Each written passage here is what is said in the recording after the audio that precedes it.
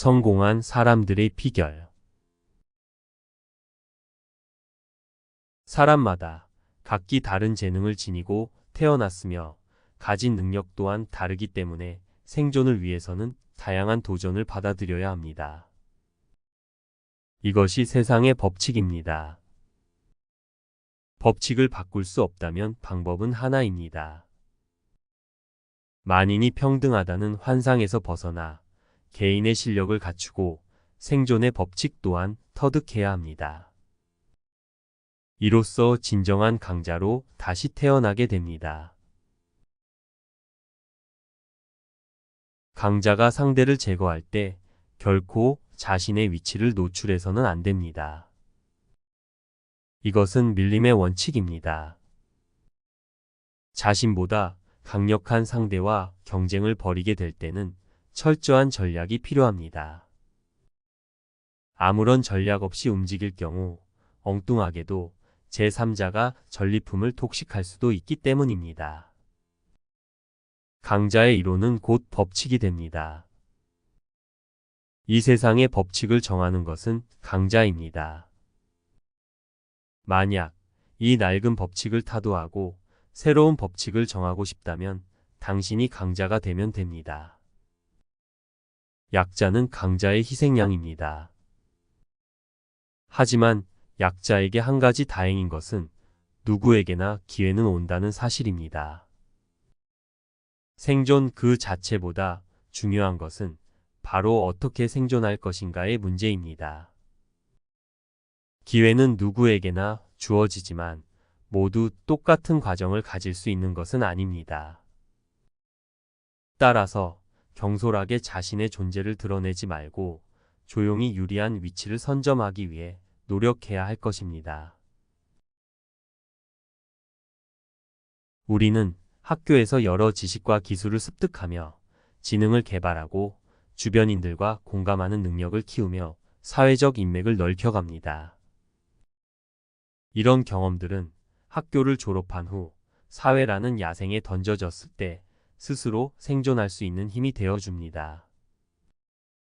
그렇게 사회에 첫 발을 내딛는 순간 우리에게는 일정한 역할이 주어집니다. 이때부터는 오로지 자신의 판단과 능력에 의지해 먹이를 찾고 자원을 쟁취해 나가야 합니다.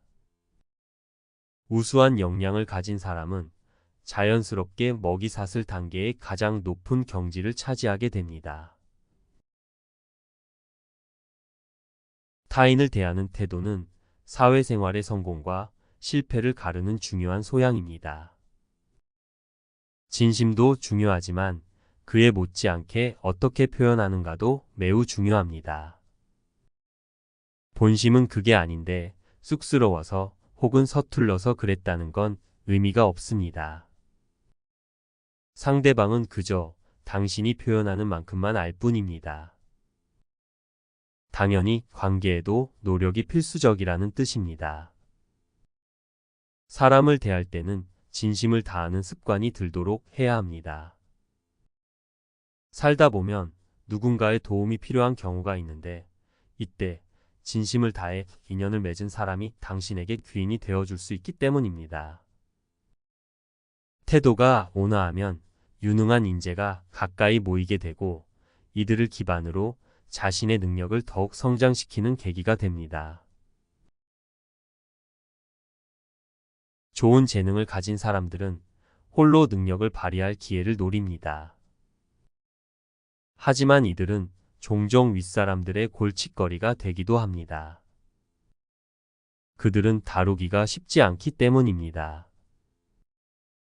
두뇌가 좋고 재능이 있는 사람일수록 개성이 강하고 동료와의 화합을 중요하게 생각하지 않습니다. 이들은 특히 선임자를 신뢰하지 않고 오로지 개인의 능력 발휘에만 치우치는 경향이 있습니다. 개인의 공적만 중요할 뿐 조직은 고려하지 않는 것입니다. 정서적 안정감이 부족한 사람들은 무슨 일이든 자신이 직접 처리하지 않으면 직성이 풀리지 않습니다. 이들은 모든 방향을 스스로 정하고 모든 상황을 혼자 쥐고 있어야만 비로소 자신이 살아있다는 느낌을 받습니다. 인생 역시 자신의 손으로 좌지우지할 수 있어야만 정서적 안정감을 갖는 것입니다.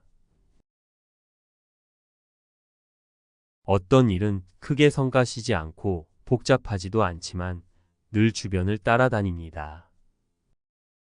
게임이나 회식 등이 그러한데 이런 일들은 당신의 성장에 별 도움이 되지 않는 경우가 많습니다. 성장에 도움이 되지 않는다고 판단되면 과감히 정리하세요. 퇴근 후 술집에서 잡담으로 저녁 시간을 흘려보내거나 별다른 목적 없이 쇼핑을 한다거나 늘어진 채로 스마트폰을 만지작거리며 몰두하는 일을 통해서 우리가 얻는 것이 있을지 생각해 볼 일입니다. 사람은 나이를 먹어가면서 오래 방치된 물건을 정리하듯이 체념해야 할 것들이 생깁니다. 인생의 성장 과정에서 앞으로의 성장과 무관한 것들로 시간을 낭비하지 않도록 유의해야 합니다. 시간을 절약하여 더욱 가치 있는 일에 투자하세요.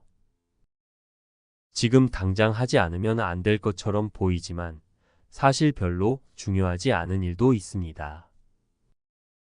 해도 그만, 안 해도 그만인 것입니다. 이런 일에 많은 시간을 쏟을 이유가 없습니다. 당신의 소관이 아닌 업무를 연거푸 요청하는 동료에게는 처음에는 도움을 줄 수 있지만 다음에는 곤란하다고 말해야 합니다. 완벽하게 처리하기 위해서는 많은 시간을 투자해야 하는 일이 있습니다. 하지만 그 일을 통해 실제로 당신이 얻은 수확은 매우 작을 수도 있습니다. 많은 시간을 투자하지만 정작 그 효과가 미미한 일들은 그저 시간 낭비일 뿐입니다. 업무의 효율을 방해하는 요인이 무엇인지 알아야 합니다. 이러한 요인들은 무의식에 깊이 새겨져 있어 몸에 배어 쉽게 변하지 않습니다. 이러한 습성은 사람들의 일거수일투족에 나쁜 영향을 미치며 상황 판단과 인식을 방해합니다. 이러한 문제의 해결을 위해서는 시간을 관리하는 자신의 방식을 알아야 합니다. 이때 주의해야 할 점은 다른 사람의 방법을 그대로 따라해서는 안 된다는 것입니다. 모두 자신만의 방식으로 시간을 지배하므로 반드시 자신을 위주로 시간을 관리해야 합니다. 세상에서 가장 무능한 사람은 가난한 사람도 아니고 목표한 바를 성취하지 못한 사람도 아닙니다. 시간 관리에 소홀하고 이러한 습관을 개선하지 못하는 사람입니다. 아무리 능력이 뛰어나고 좋은 배경과 인맥을 갖췄다고 해도 시간을 활용할 줄 모르는 사람은 바보나 다름없습니다. 사소한 업무부터 모두 익히세요. 하찮은 업무라도 불평하지 말고 깨끗하게 마무리 짓는 연습을 하세요. 작은 일을 완벽하게 처리하지 못하면 중대한 일에도 제대로 해내기 어렵습니다. 3번 실패한 일은 과감히 포기하세요. 성공 가능성이 낮은 일을 오랫동안 들고 있으면 업무의 효율성만 저해합니다. 이외에 성장에 도움이 되지 않는 일, 건강을 해치는 일, 시간에 비해 효율이 적은 일, 집중력을 흐트리는 일에서 당장 벗어나세요. 업무 시간을 철저히 관리하세요. 하루 일과를 냉철하게 관찰하세요. 그 후 업무의 중요도에 따라 시간을 안배하세요. 이때는 계획한 시간을 반드시 지켜야 합니다. 일상을 향유하세요. 일 중독자의 업무 방식은 자세히 보면 비효율적이며 건강을 해치는 방식입니다. 가족과 시간을 보내거나 취미 생활을 즐기는 등 일상의 소소한 행복을 누려야 합니다.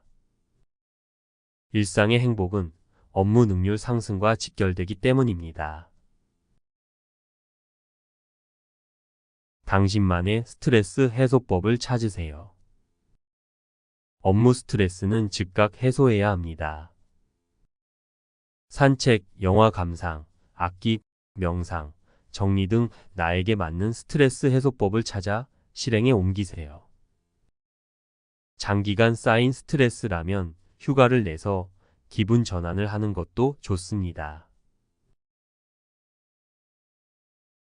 계획을 너무 빡빡하게 세웠을 경우 예상치 못한 업무에 원래 계획했던 일을 처리할 시간이 절대적으로 부족하게 됩니다.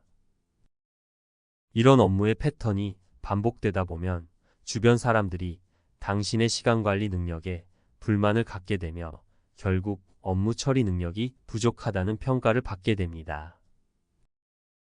좋은 습관을 당신의 것으로 만들기 위해서는 우선 나쁜 습관부터 없애야 합니다.